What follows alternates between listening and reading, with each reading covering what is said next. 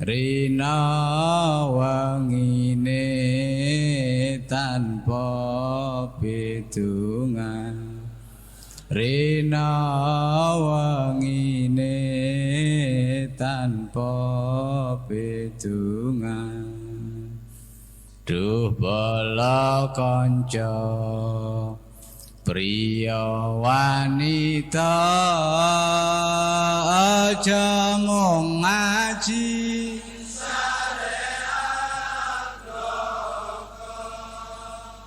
gur pinter dongeng nulis lan maki yen isih kotor ati. Assalamualaikum warahmatullahi wabarakatuh. Ila hadrat Nabi Mustafa Rasulullah sallallahu alaihi wasallam wa ikhwanihi minal anbiya wal mursalin wal awliya wasyuhada wasyolihin wal malaikatil muqarrabin, khususan musannif hadal kitab Syekh Muhyiddin Ibn Arabi wa khususan lahumul Fatihah. A'udzu billahi minasyaitonir rajim. Bismillahirrahmanirrahim. Alhamdulillahi rabbil alamin arrahmanir rahim maliki yaumiddin. Iyyaka na'budu wa iyyaka nasta'in ihdinas siratal mustaqim siratal ladzina an'amta 'alaihim ghairil maghdubi 'alaihim waladdallin. Amin. Bismillahirrahmanirrahim. Subhanaka la ilma lana illa ma 'allamtana innaka antal alimul hakim. La haula wa la quwwata illa billahil aliyyil azim. Rabbi shrah li sadri wa yassir li amri wa hlul 'uqdatam min lisani yafqahu qawli. Amin ya rabbal alamin. Qala musannif rahimakumullah wa nafa'ana bihi wa bilumi fid dharain. Amin ya rabbal alamin. Malam ini kita melanjutkan pembahasan masih pada bab awal tentang fil ma'arif, kema'rifahan. Pada malam ini melanjutkan dari pengajian minggu yang lalu, yaitu sebagai puncak dari penjelasan Ibnu Arabi ketika sedang mengalami pengalaman spiritual saat tawaf di Ka'bah. Ya, penjelasannya sudah kita sampaikan di awal. Qala musannif, ya, ayyuhal gharib al-warid. Ibnu Arabi menggunakan istilah ayyuhal gharib, jadi orang-orang yang mau belajar mengkaji ajaran-ajaran Ibnu Arabi itu tidak banyak, ada tapi sedikit itu. Maka Ibnu Arabi sudah menggunakan istilah al-gharib, orang-orang yang asing, orang-orang yang sedikit. Ya, jarang sekali ya komunitas-komunitas pengajian Ibnu Arabi ini diikuti dalam jumlah besar. Nah, sekarang sudah tersebar ya, hampir di negara-negara Eropa itu malah setiap negara itu ada komunitas Ibnu Arabi Society.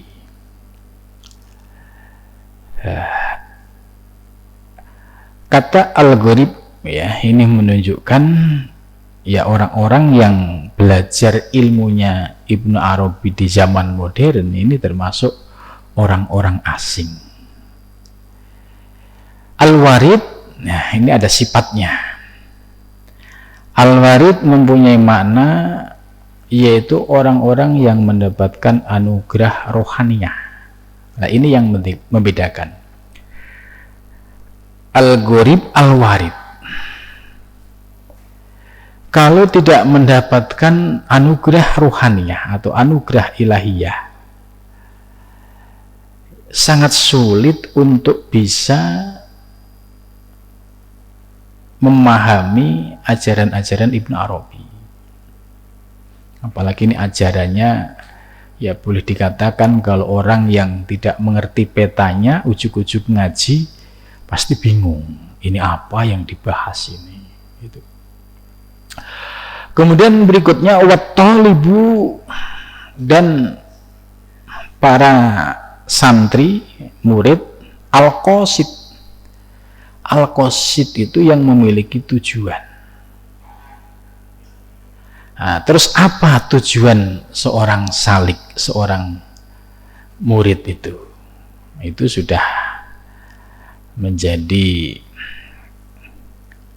ungkapan ya sebelum zikir, ya ilahi anta maksudi waridhoka matlubi. Jadi murid yang memiliki tujuannya murid itu adalah wusul ilallah. Nah, ini yang dimaksud oleh Ibnu Arabi, bahwa orang-orang yang mau belajar ajaran Ibnu Arabi berarti orientasinya itu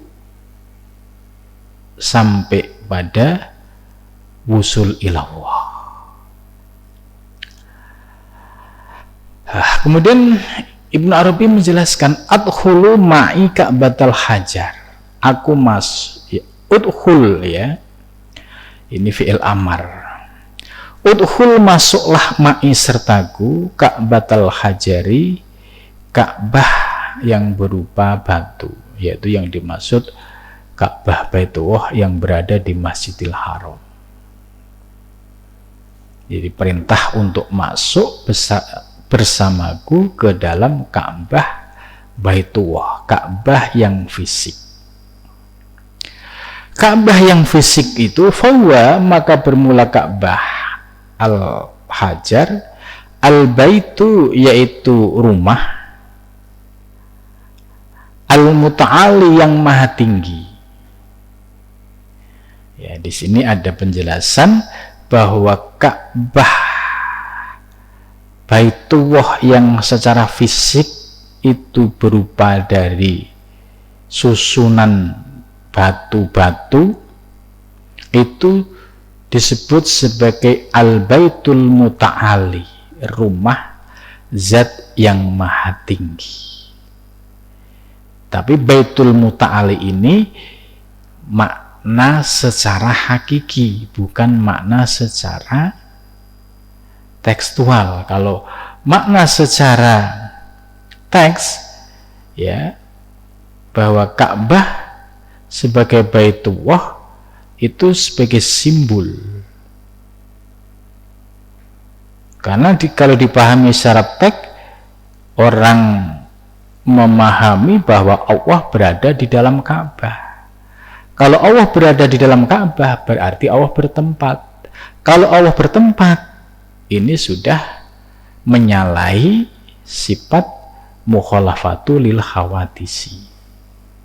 Maka makna Ka'bah sebagai Baitullah itu makna simbolik ya, sebagai simbol keesaan Allah, sebagai simbol rumah yang maha tinggi. Al-baitul muta'ali anil hijabi, dari orang-orang yang sudah tersingkap hijabnya, wasatari, dan tirai tutup. Nah, ini maksudnya Ka'bah itu sebagai tempat zat yang maha suci, yang maha tinggi bagi orang-orang yang sudah terlepas hijabnya, terlepas tirainya. Terus bagaimana kalau orang-orang yang masih terhijab, tertirai pandangannya? Ya berarti tadi memahami Ka'bah secara tekstual ya, sehingga Ka'bah itu dianggap sebagai ya benar-benar rumah Allah. Allah ada di dalam Ka'bah itu. Nah, orang yang memiliki pemahaman demikian itu pertanda masih terhijab. Sebab kalau pintu Ka'bah dibuka di dalam Ka'bah, ya tidak ada apa-apa, hanya ada 3 tiang saja itu. Maka makna Baitul Muta'ali, rumah yang maha tinggi ini, bagi orang-orang yang sudah terangkat hijabnya dan terangkat tirainya. Jadi sudah bisa memahami hakikat Ka'bah sebagai Baitullah. Ya. Orang-orang yang sudah terangkat hijabnya dan tirainya ini, wahwa madkhalul arifin, dia masuk ke dalam kelompok orang-orang yang mengenal Allah Subhanahu wa Ta'ala. Jadi kalau kita sudah bisa memahami Ka'bah Baitullah secara hakiki, ya, bukan Baitullah secara lahiriah, ya, berarti kita sudah terangkat hijab kita. Maka ketika kita sudah memahami yang disebut Ka'bah secara hakiki, berarti kita sudah masuk ke dalam ranahnya para arifin, yaitu orang-orang yang mengenal Allah Subhanahu wa Ta'ala. Jadi ini yang membedakan antara, ya, orang awam yang sedang tawaf atau sedang menyembah Ka'bah dengan para arifin billah yang sudah terlepas dari hijab di dalam memandang Baitullah. Itu. Kalau orang awam dalam keyakinannya, ya, dia sampai nangis-nangis megang Ka'bah karena keyakinannya Allah ada di dalam Ka'bah. Nah, ini pandangan orang awam. Tapi para arifin billah, dia sudah memahami hakikat Ka'bah Baitullah sebagai Baitul Muta'ali, rumah, ya, bagi zat yang maha tinggi, yaitu pandangan bagi orang-orang yang sudah terlepas hijab dan tirainya. Wa fihi rahatut ta'ifin, ya, di dalam Ka'bah, itu di dalam memahami makna Ka'bah ini ada rahatut ta'ifin, yaitu kesenangan bagi orang-orang yang sedang tawaf. Jadi artinya orang-orang yang tawaf itu kan beragam, macam-macam. Kalau tawafnya orang awam, ya dia hanya keliling saja, mengikuti aturan, ya, syariat lah, mengikuti aturan fikih, mengikuti bimbingan mutawif, suruh muter Ka'bah keliling 7 kali, ya sudah. Sama sekali tidak mendapatkan pencerahan-pencerahan rohani pada saat dia sedang tawaf. Padahal di balik tawaf itu ada makna-makna batiniah yang belum banyak dipahami oleh masyarakat secara umum. Maka manasik haji menurut saya sudah saatnya untuk membahas masalah-masalah filosofis, ya, di balik proses haji, ya, mulai dari umroh, tawaf, sa'i, ya, dan sampai pada saat Arafah. Fadkhultu ma'ahu baital hajar. Ini. Fadkhultu, kemudian aku masuk ma'ahu sertanya baital hajari.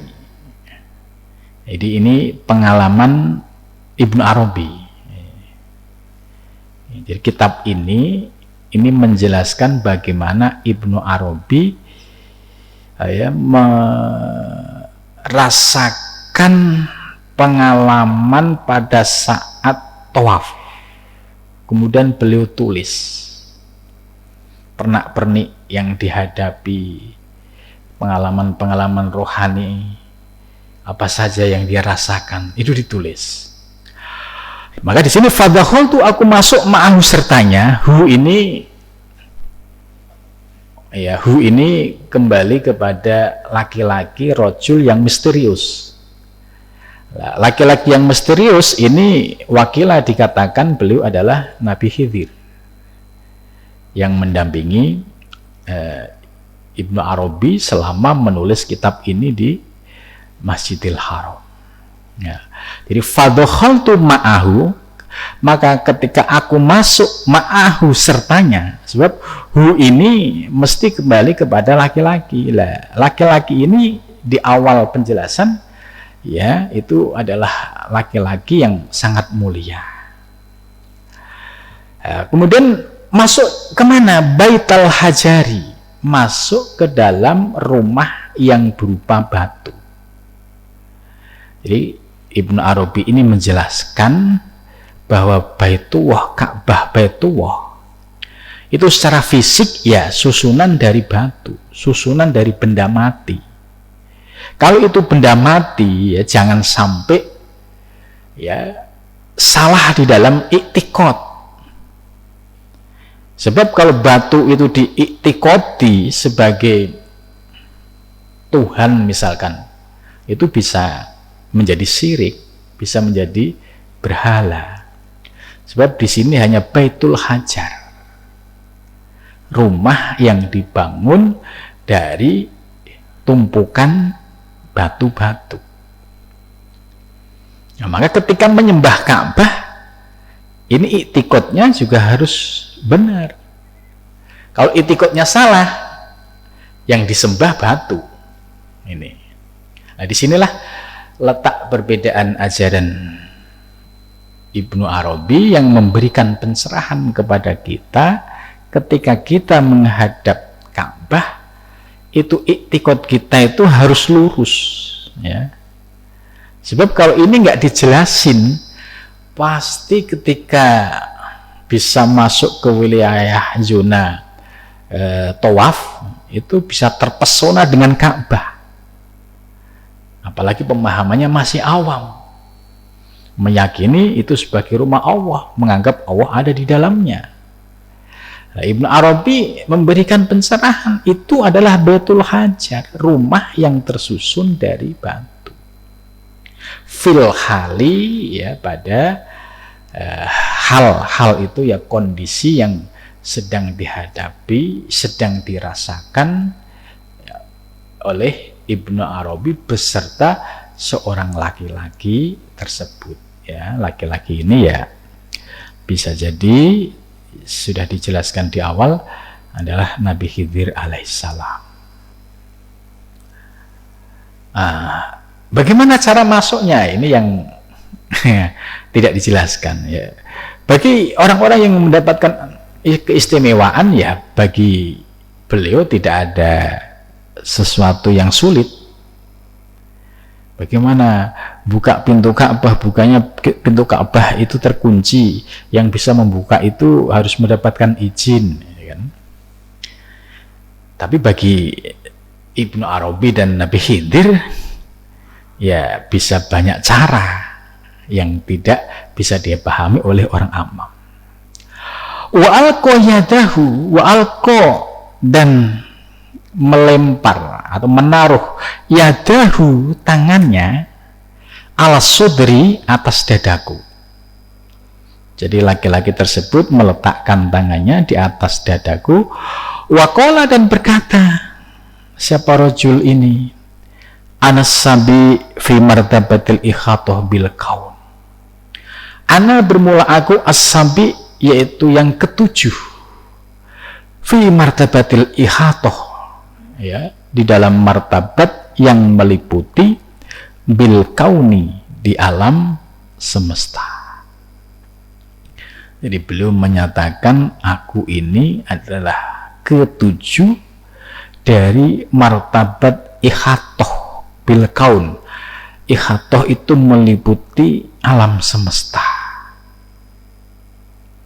Ya, kalau kita kaitkan dengan teori martabat 7, ya kalau menyampaikan anas sabi, aku yang ketujuh, ya ketika wujudnya sudah berupa wujud fisik ya itu sebagai wujud di alam atsam,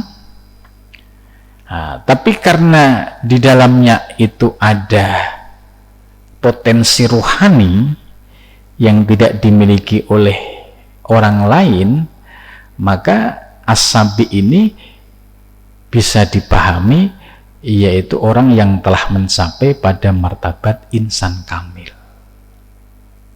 Jadi ana as-sabi fi martabatil ihatah bil kaun. Karena sebab yang berani menyampaikan dengan kalimat ini ya tentu orang-orang yang sudah pada tahapan insan kamil. Insan kamil itu secara fisik wujudnya berupa manusia, ana basarum mislukum, akan tetapi secara rohani ini yang disebut fi martabatil ihatah bil kaun, meliputi dari seluruh alam semesta, dan yang membedakan antara yang lain yaitu potensi rohaninya yang sudah mencapai pada derajat insan kamil. Jadi dengan kata lain ana as-sabi firna bad ikhatah bil kaun, sama saja menyampaikan aku ini sebagai insan al-kamil. Wa bi asrari wujudil ain, dan dengan rahasia-rahasia wujudnya ain itu pandangan mata fisik, wal aina, dan di mana. Artinya ada asror, ada rahasia-rahasia di dalam memahami wujud yang nampak secara mata dan di mana wujud itu berada.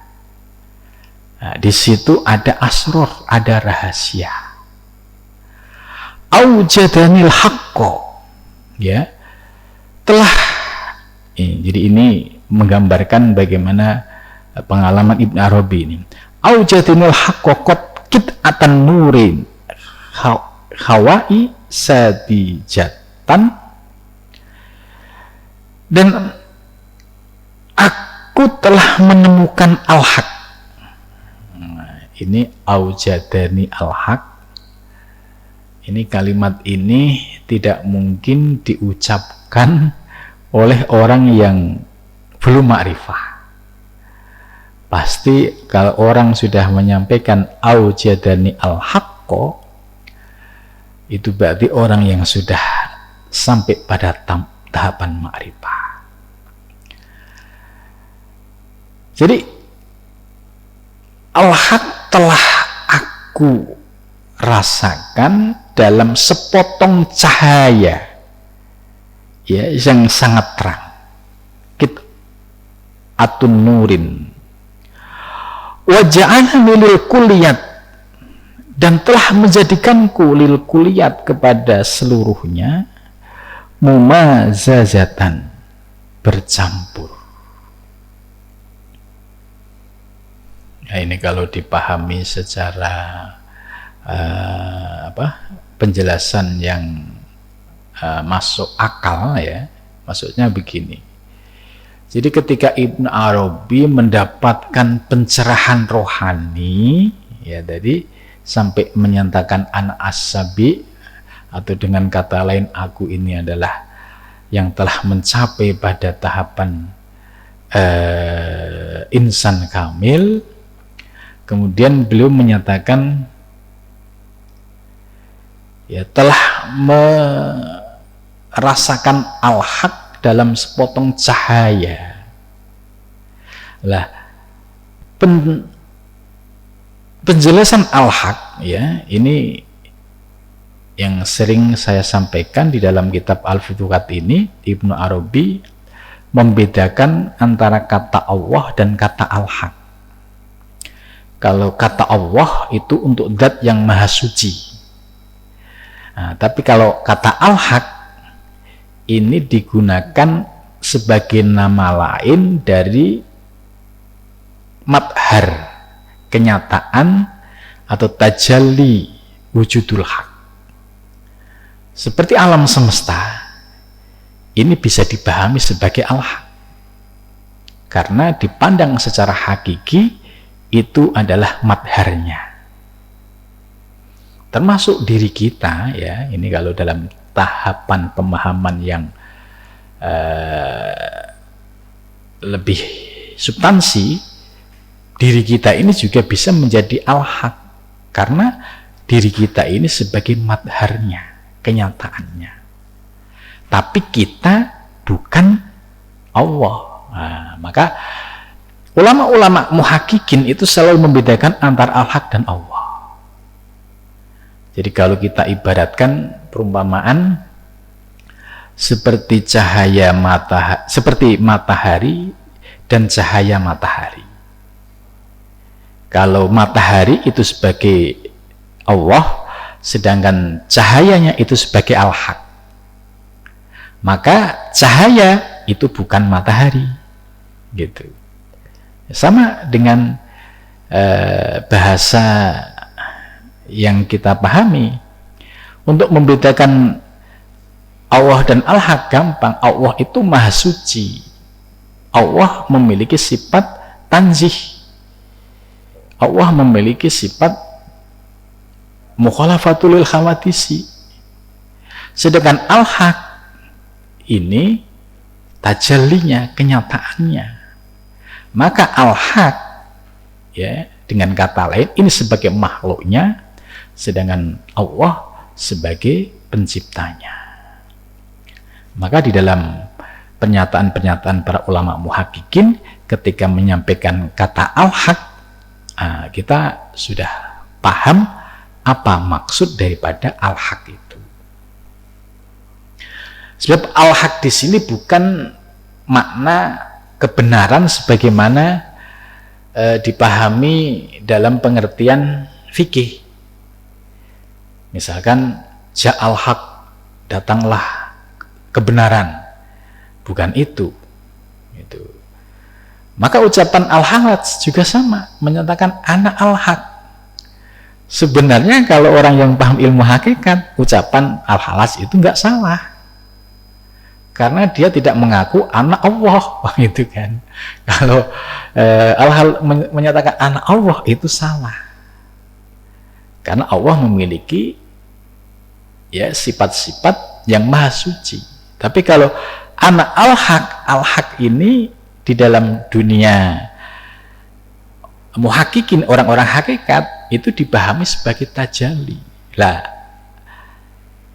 al-haq itu tajalli. Jadi sebenarnya mengucapkan anak al-haq kalau bagi orang yang paham itu nggak ada masalah. Cuma dalam pandangan orang ahli fikih, al-haq dipahami sama dengan Allah. Nah, ini repotnya di situ. Maka ya seringkali saya sampaikan, termasuk di Malaysia, di Aceh.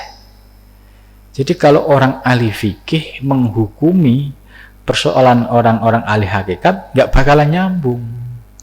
Sebab secara terminologi ya sangat jauh. Gitu. Contoh kasus al-halat. Kasus al-halat menurut Syekh Abdul Qadir Jailani, al-halat didukung, nggak salah. Gitu. Begitu juga dari sisi bahasa, anak al-haq, ternyata al-haq mempunyai makna berbeda dengan kata Allah. Itu. Nah, ini kalau kita suka membuka ajaran-ajaran hakikat para ulama di dunia Islam ya dan Nusantara, itu pasti penempatan al-haq ya itu ya, pasti sudah dipahami sebelumnya dan penempatannya sudah pas. Itu. Begitu juga di dalam kitab Al-Hikam ya, itu juga sama. Kalau kata al-haq itu memiliki makna berbeda dengan kata Allah ya. Wa ja'alani lil kulliyat. Ini maksud dari penjelasan kalimat ini, dan telah menjadikanku lil kulliyat bagi seluruhnya. Seluruh itu berarti seluruh semesta, mumazazatan, ya, dengan bercampur. Ini maksudnya bahwa ketika seseorang sedang merasakan proses fana, ya, proses fana, hilang kesadaran, maka ketika contoh al-Halat menyatakan ana al-haq, itu melihat semesta alam itu yasirna. Akan tetapi kalau dilihat secara fisik, ya tentu ada perbedaan-perbedaan, ya, seperti secara fisik, oh ini pohon jambu tentu beda dengan pohon mangga. Tapi dari sisi hakikatnya ya sama ini. Maka fabaina ana muttaliun lima yalqa ladayya au yanzilu alaihi. Maka ketika itu ana muttaliun, aku muttali, menyaksikan, melihat, lima terhadap sesuatu yalqa, ya, yang melempar ladayya di hadapanku, au yanzilu atau turun alayya atasku. Ini kalau kita jelaskan bahwa ketika seseorang dari proses fana itu pandangan yang totalitas semua Allah itu fana, karena hilang kesadaran. Tapi ketika dia sudah mulai turun, muncul kesadaran, maka di sini ana mutaliun lima yalqa ladayya au yanzilu alayya, maka di situ ada proses taroki dan tanazul. Jadi proses kehilangan kesadaran, kemudian muncul kesadaran kehambaan. Ini kita istilahnya memahami psikologinya orang-orang yang sedang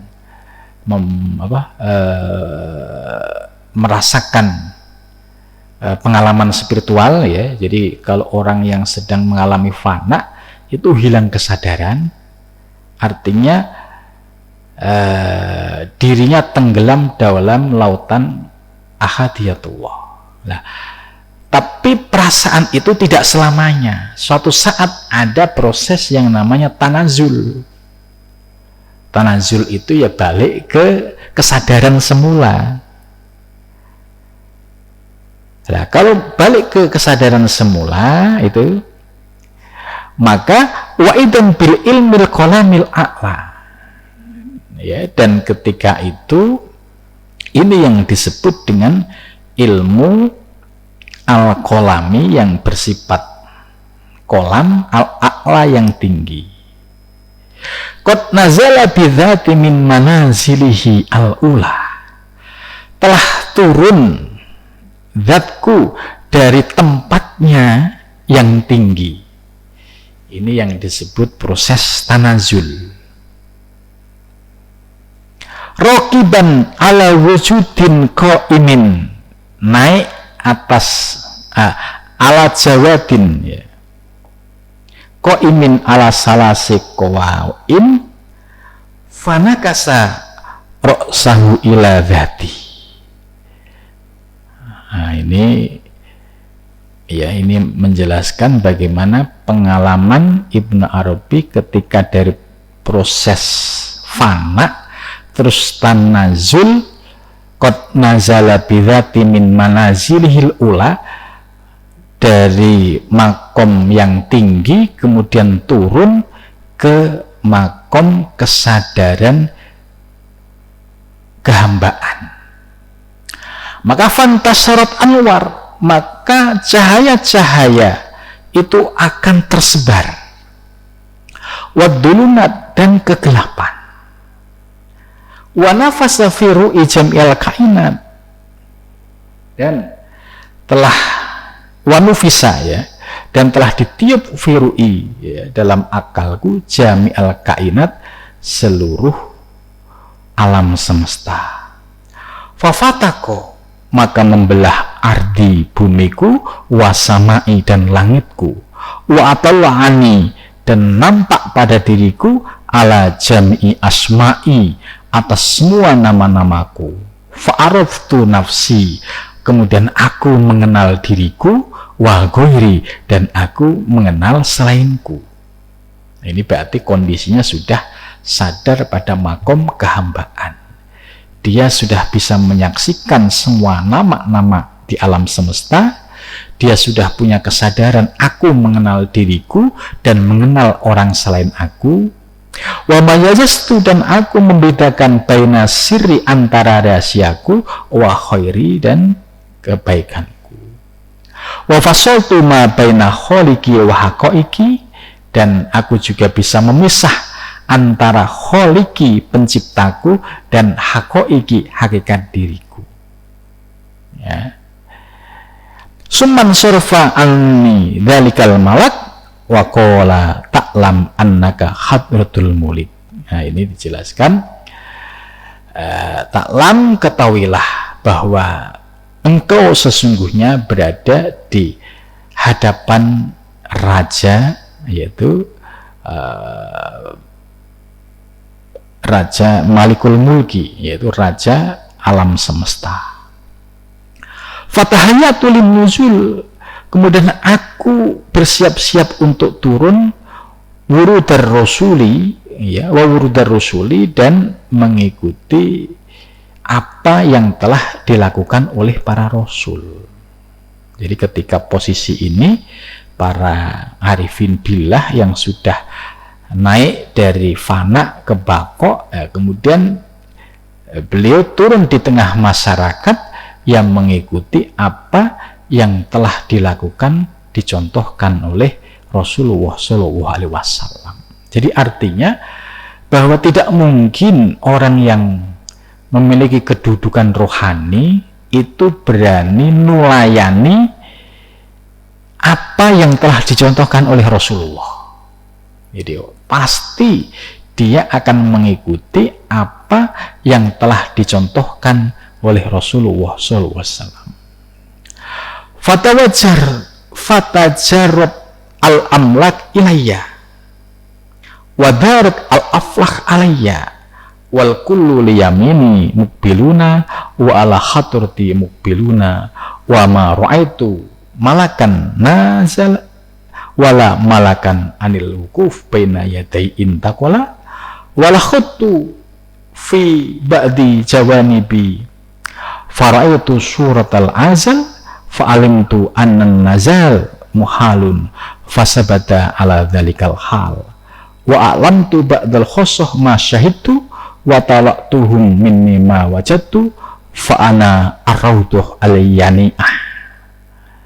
Jadi akhirnya beliau mengaku, aku ibarat ya rauduh, ya taman yang sangat indah, wasamratul jami'ah, dan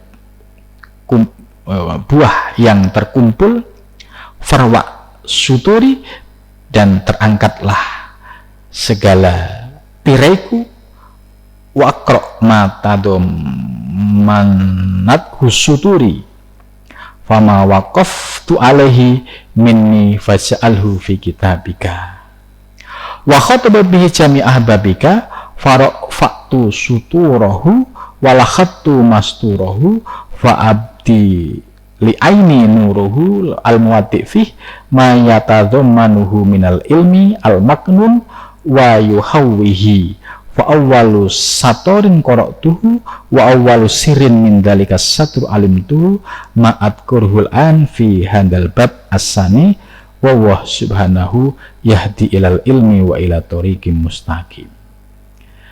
Jadi kalau kita bahas penjelasan Ibnu Arabi tadi, itu yang menggambarkan tentang proses beliau ketika sedang mendapatkan pencerahan rohani pada saat tawaf, kemudian sampai akhirnya bisa masuk ke dalam Ka'bah, memahami Ka'bah secara substansi, sampai akhirnya juga bisa merasakan proses rohani sampai fana, sampai an-as-sabi, sampai proses pada martabat insan kamil.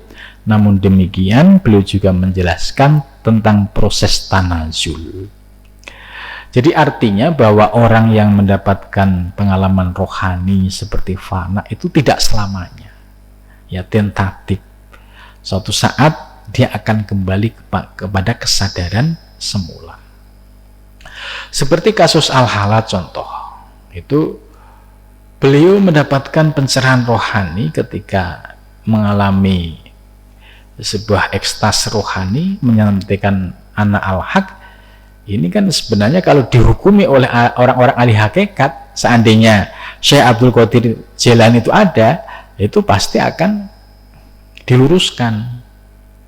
Tapi karena ini ada faktor politik dan sebagainya, kata al-haq digoreng istilahnya. Oh, berarti dia ngaku Tuhan. Masa makhluk ngaku Tuhan? Padahal kata al-haq dalam definisi orang-orang hakikat itu beda dengan kata al-haq yang dipahami oleh orang awam. Jadi dari penjelasan ini bahwa Ibnu Arabi menggambarkan ya perjalanan rohani itu ya setelah pada tahapan fana itu pasti ada proses tanazul. Dan ketika tanazul ya dia akan hidup di tengah masyarakat, namun demikian dia memiliki potensi rohani dalam memandang segala yang ada di alam semesta ini, mampu mengembalikan kepada Allah. Ini yang membedakan antara orang yang sudah sampai pada tahapan fana hingga bako.